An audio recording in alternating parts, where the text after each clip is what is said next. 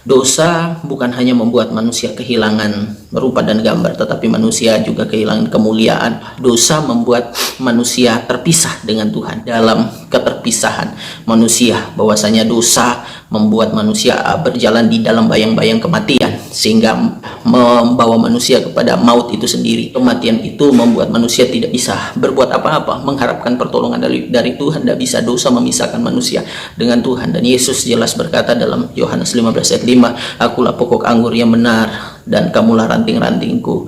Barang siapa tinggal di dalam aku, maka ia berbuah banyak, sebab di luar aku kamu tidak bisa berbuat apa-apa.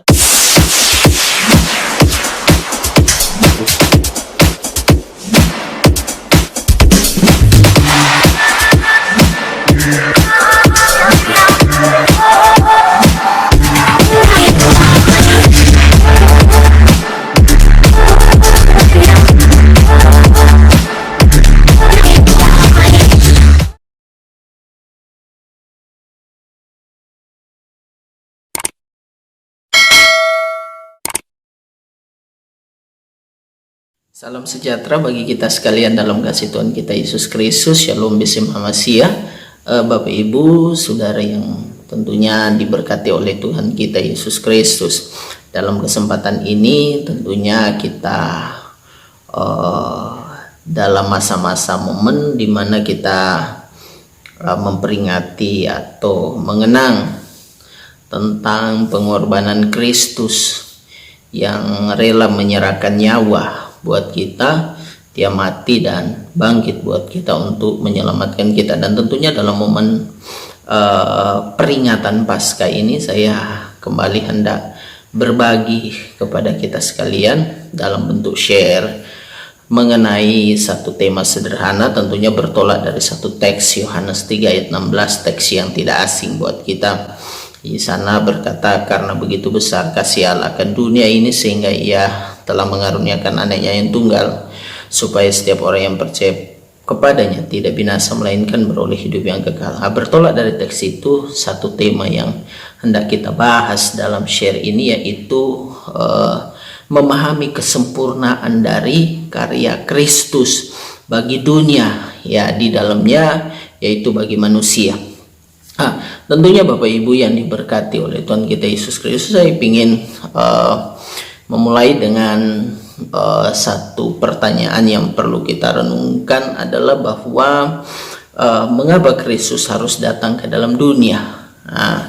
Sebenarnya kita bersama tahu persis bahwa Kristus datang ke dalam dunia itu berkaitan erat dengan dosa yang tentunya dilakukan oleh manusia itu sendiri. Dan saya ingat bagian ini sama seperti yang dijelaskan atau disampaikan Paulus dalam 1 Timotius pasal 1 ayat 15, berkata bahwa Yesus Kristus, benarlah perkataan ini dan patut diterima sepenuhnya, bahwa Yesus Kristus datang ke dalam dunia untuk menyelamatkan orang yang berdosa, dan di antara mereka akulah yang paling berdosa, kata Paulus. Jadi jelas di sana bahwa Kristus datang ke dalam dunia ini yaitu untuk menyelamatkan orang berdosa. Karena kita bersama tahu bahwa dosa bukan hanya membuat manusia kehilangan rupa dan gambar, tetapi manusia juga kehilangan kemuliaan. Ya, padahal kalau kita lihat di dalam Mazmur pasal 8 ayat 5, dia katakan di sana, apa gerangan manusia sehingga dia kau perhatikan, kau menjadikan dia hampir sama seperti Allah, dan kau mahkotai dengan kemuliaan dan hormat. Ya, bahkan dikatakan bahwasanya di dalam catatan Roma pasal yang ketiga ayat yang ke-23, bahwa ketika manusia melakukan dosa, maka manusia kehilangan kemuliaan Allah. Ya, jadi keserupaan dengan Allah lantas memberi dampak manusia kehilangan kemuliaan Allah. Saya coba menjelaskan di beberapa kesempatan bahwa kemuliaan Allah meliputi yang pertama kuasa yang Tuhan berikan kepada manusia, seperti yang diceritakan dalam Kejadian pasal 1 ayat 26, 28. Ya, dan juga kemuliaan itu meliputi kekekalan, bahwa manusia diciptakan tidak untuk mati, bahkan meliputi kekudusan yang memberi akses seluas-luasnya bagi manusia untuk bertatap muka langsung dengan Tuhan di taman itu. Jadi jelas bahwa kita melihat bahwa memang tadinya kalau kita mengamati secara lebih detail tentang apa maksud Tuhan menciptakan manusia, bahwa manusia diciptakan bukan hanya sekedar untuk memuji Tuhan, bukan hanya sekedar untuk memuliakan Tuhan, tetapi yang lebih intim manusia diciptakan adalah untuk bagaimana menjadi teman sepersekutuan Tuhan, untuk berbagi cinta dengan Tuhan, bahwa Tuhan adalah kasih, adalah cinta itu sendiri, tidak mungkin mengasihi dan mencintai dirinya sendiri, maka manusia diciptakan menjadi objek sasaran cintanya Tuhan, begitu juga sebaliknya. Makanya ketika kita telusuri di dalam catatan Alkitab, makanya ketika Tuhan menempatkan pohon pengetahuan yang baik dan yang jahat di tengah taman, orang yang tidak mengerti mencoba menyimpulkan bahwa itu bagian dari kesengajaan Tuhan untuk katanya menjebak manusia supaya jatuh dalam dosa sehingga Kristus bisa datang ke dalam dunia dan sebagai, padahal bahwa pohon itu menjadi ukuran cinta manusia terhadap Tuhan. Ya, saya ambil referensinya dalam Yohanes 14 ayat 15. Yesus berkata bahwa jika engkau mengasihi aku, engkau akan melakukan perintah-perintahku. Jadi justru pohon pengetahuan yang baik dan yang jahat itu menjadi ukuran cinta manusia terhadap Tuhan. Oke, dan jadi ketika manusia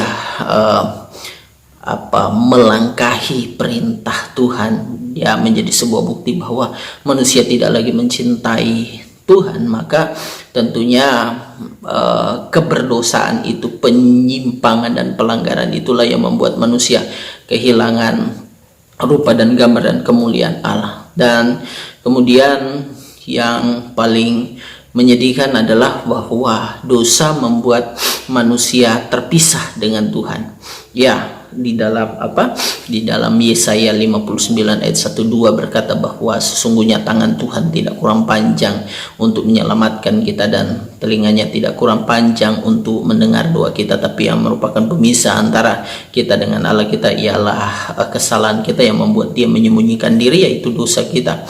Bahkan justru itulah yang membuat kita tidak bisa berbuat apapun dalam keterpisahan manusia, bahwasanya dosa membuat manusia berjalan di dalam bayang-bayang kematian, sehingga membawa manusia kepada maut itu sendiri, seperti dalam Roma pasal 6 ayat 23 bahwa upah dosa adalah maut. Kematian itu membuat manusia tidak bisa berbuat apa-apa, mengharapkan pertolongan dari Tuhan. Tidak bisa, dosa memisahkan manusia dengan Tuhan. Dan Yesus jelas berkata dalam Yohanes 15 ayat 5, akulah pokok anggur yang benar dan kamulah ranting-rantingku.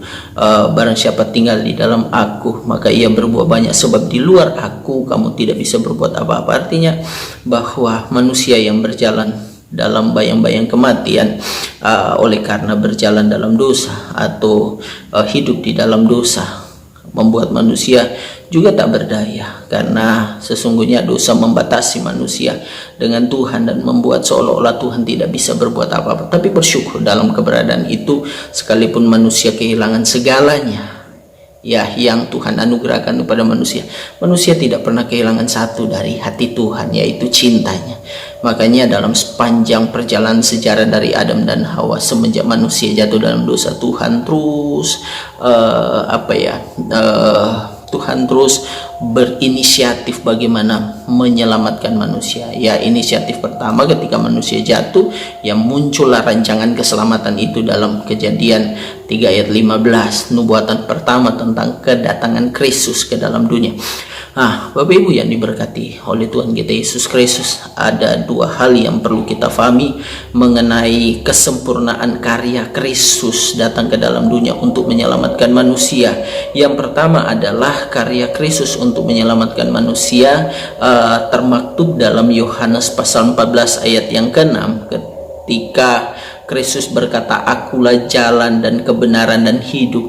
Tidak ada seorang pun yang datang kepada Bapa kalau tidak melalui aku." Banyak orang kadangkala melihat karya Kristus hanya melihat karyanya di atas kayu salib ketika dia menyerahkan diri buat kita, menggantikan kita. Padahal banyak orang tidak memperhatikan bahwa hal yang pertama yang Kristus lakukan sebelum dia menyerahkan dirinya adalah menunjukkan jalan buat kita, dan jalan itu adalah kebenaran, sehingga orang yang berjalan dalam kebenaran beroleh kehidupan. Artinya tadinya manusia yang berjalan dalam dosa sehingga membawa manusia pada bayang-bayang kematian dan mengarahkan manusia kepada kematian itu sendiri, yaitu maut atau kebinasaan. Maka untuk menyelamatkan manusia, Kristus yang pertama lakukan adalah menunjukkan jalan, dan jalan itu adalah kebenaran melalui firman. Dan Kristus yang adalah firman yang menjadi manusia, dia tunjukkan bahwa jalan itu adalah dirinya, sang firman itu sendiri, sehingga dampaknya adalah orang yang berjalan dalam kebenaran akan beroleh kehidupan. Jadi sebenarnya dosa yang membuat manusia mengalami kematian dan terpisah justru membuat manusia tak berdaya. Kristus datang menunjukkan sesuatu yang lebih luar biasa, yaitu bagaimana mengubah kematian menjadi kehidupan, yaitu dengan menunjukkan kebenaran, jalan kebenaran itu bagi manusia, yang bukan hanya membuat manusia menikmati hidup, tetapi bagaimana manusia mengalami pendamaian atas hubungan yang retak, yang mengalami keterpisahan dengan Bapa di sorga, sehingga manusia mengalami bagaimana keberpihakan Tuhan, seperti yang dia sampaikan, jika Tuhan di pihak kita, tidak ada yang dapat melawan kita. Itu yang pertama. Jadi Kristus datang untuk menunjukkan jalan buat manusia. Terus yang kedua, Kristus datang untuk mati buat kita. Artinya bahwa kematian Kristus bagi kita adalah sebagai bukti bahwa Allah tidak pernah mengingkari firman-Nya. Artinya bukan berarti Allah tidak bisa membenarkan manusia cuma-cuma, Allah bisa saja, tetapi Allah tidak bisa mengingkari ketika Dia berfirman bahwa pada waktu engkau makan buah itu engkau pasti mati. Makanya di dalam catatan surat Paulus kepada jemaat di Roma pasal yang ke-6 ayat 23 tadi, bahwa upah dosa adalah maut. Bahwa kalau Allah membenarkan manusia cuma-cuma tanpa ada yang menggantikan manusia mengalami maut, toh Allah tidak konsekuen dengan firman-Nya. Makanya kenapa Kristus harus menggantikan manusia. Dan ketika orang banyak meragukan tentang karya Kristus dan bertanya kenapa harus Kristus, pertanyaan siapa yang berani mati untuk semua orang, sedangkan untuk satu orang aja kita tidak ada yang mau berani mati untuk satu aja orang di sekeliling kita. Ya, mungkin seperti Paulus bilang dalam Roma pasal 5 ayat yang ke-7, mungkin untuk orang yang baik ada orang yang berani mati. Tetapi bagaimana Kristus mati bukan kepada kita yang sudah berbuat baik kepada Dia, mencintai Dia, taat sama Dia. Ya, akan tetapi Alkitab bilang Allah menyatakan kasih, ayat 8, oleh karena Kristus telah mati buat kita ketika kita masih berdosa.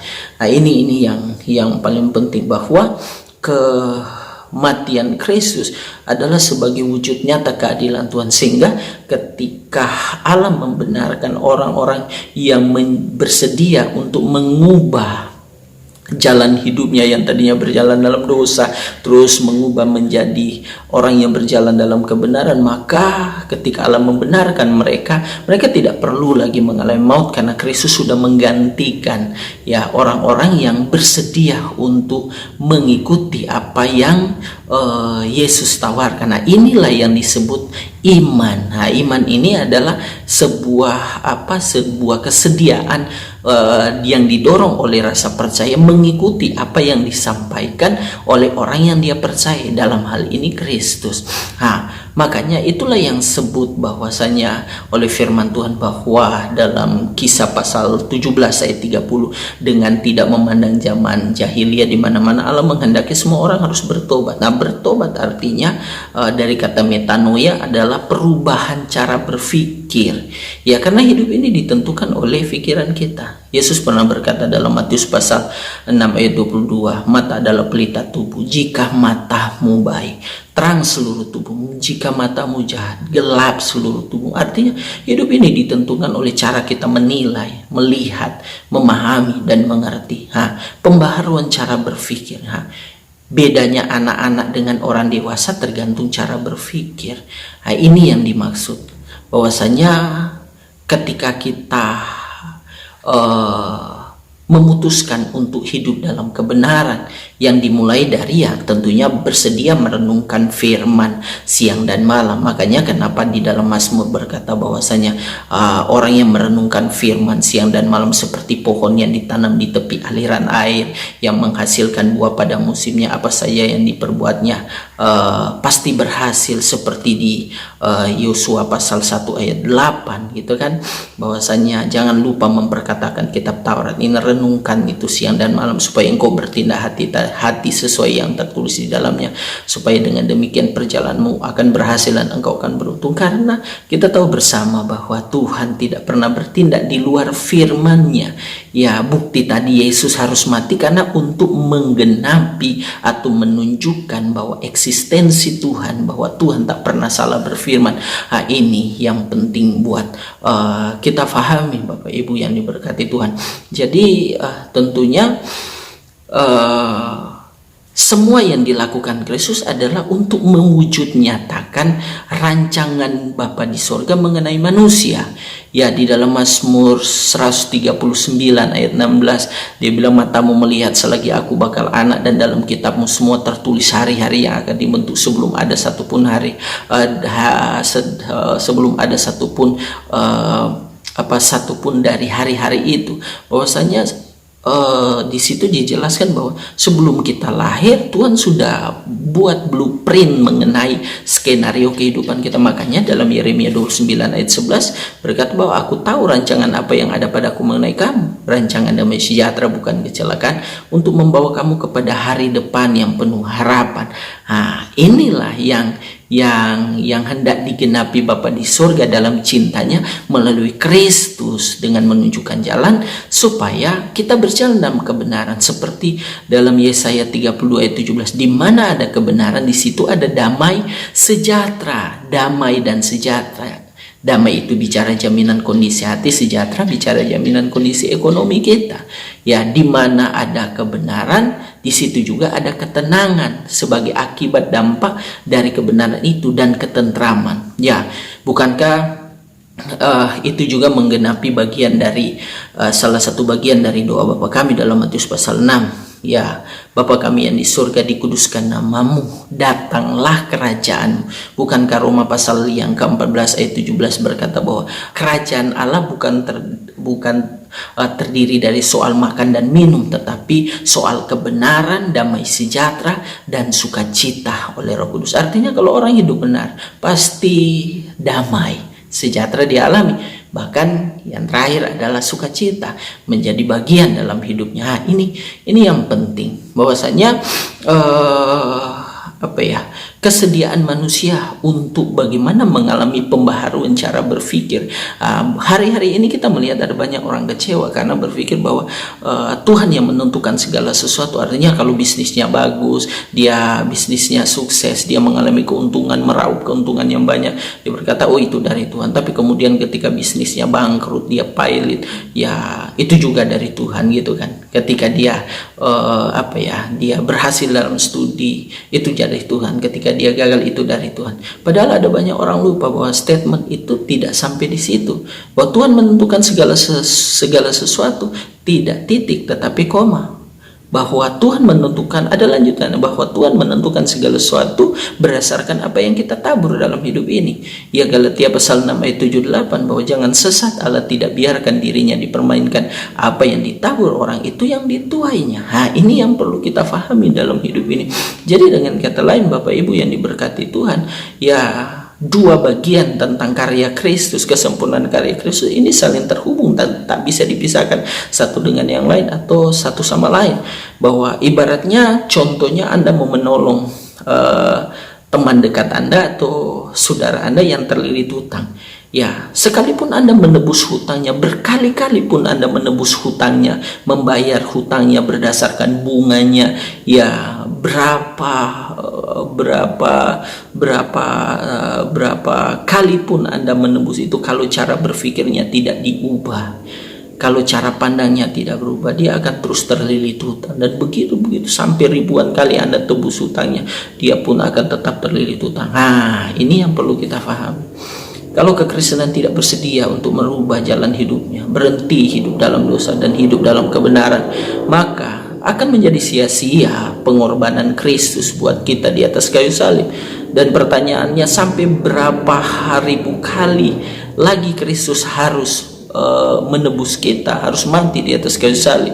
Jadi semuanya ini saling terhubung satu dengan yang lain. Oleh sebab itu, satu catatan penting bagi kita yang perlu kita ingat Bapak Ibu adalah bahwa kekristenan ini adalah bagaimana kita mengalami pembaharuan dari waktu ke waktu, ya, menjadi dewasa dalam cara berpikir kita, mengenal Tuhan, bertumbuh dalam pengenalan dan kasih karunia. Oleh sebab itu, ya, dalam momentum kita merayakan Paskah, tentunya hal ini yang bisa saya bagikan buat kita sekalian, sehingga ini menjadi berkat buat kita untuk terus mengenal Dia dengan lebih baik dalam karya, dalam kasih karunia-Nya. Baik, puji Tuhan, Tuhan Yesus memberkati kita sekalian Bapak Ibu. Dan saya dalam kesempatan ini saya ingin mengajak kita tentunya berdoa.